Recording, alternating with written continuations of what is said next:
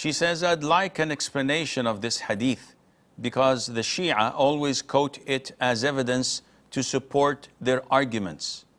In Sahih Imam Muslim, it is narrated that Muhammad sallallahu alaihi wasallam said, Islam will continue until the beginning of the hour, and there will appear among you 12 Imams coming one after another, all of them from Quraysh.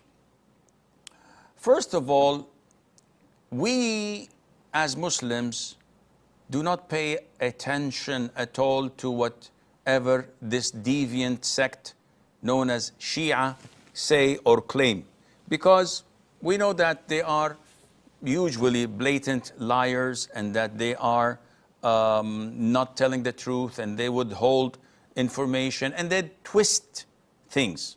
And one of the things that twisted is this hadith. The hadith states in the following words as per Sahih al-Imam Muslim and Sahih al-Imam al-Bukhari. Jabir ibn Samurah says, I went with my father to the Prophet ﷺ and I heard him say, this matter will not be over until 12 caliphs.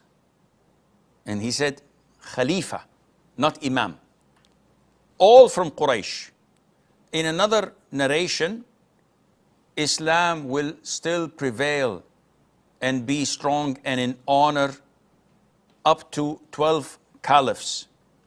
And in another narration, this religion will still be strong, invincible, up to 12 caliphs.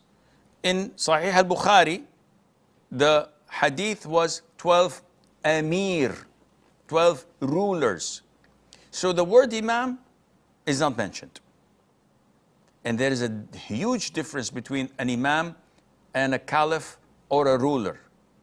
Because according to the Shia, an imam has an extra level of being obeyed, being an authority in religion, and that he would also add more to the world by being infallible. They believe that their imams never make mistakes. And all of this is, of course, not true. And a khalifa is a ruler.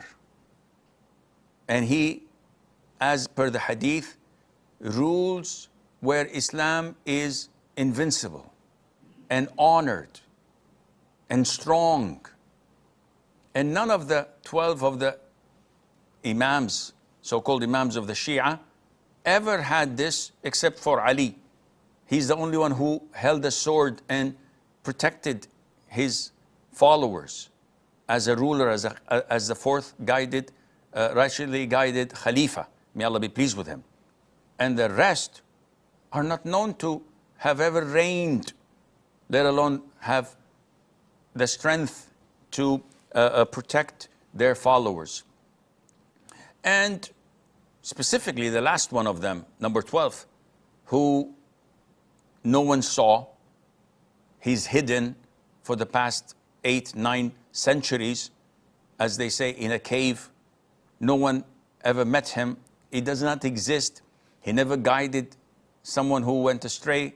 He never gave a fatwa or taught something.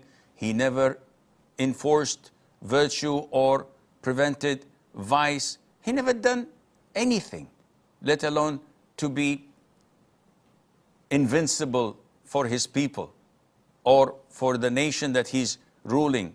He's always been hiding and afraid and weak and cannot do anything. And this is the same with the Shia.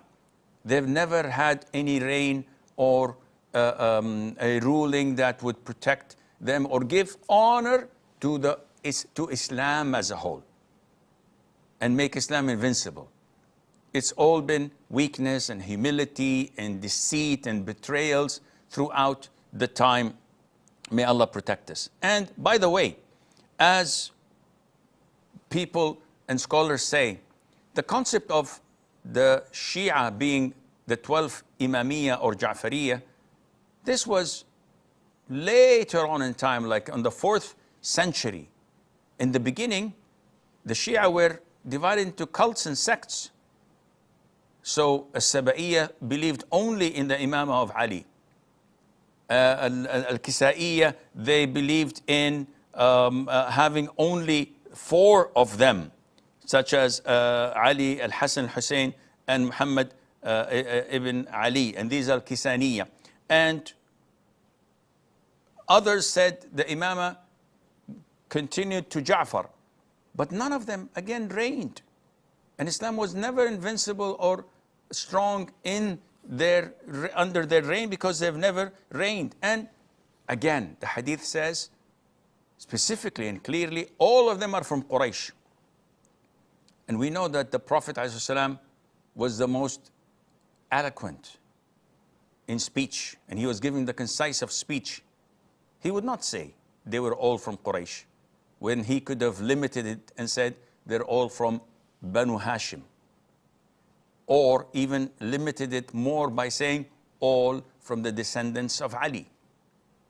To widen it and say from Quraysh means that they're not from his descendants, which is the fact, and it is referring to Caliph. So again, we don't pay any attention to such tales and lies of the Shia trying to justify their falsehood.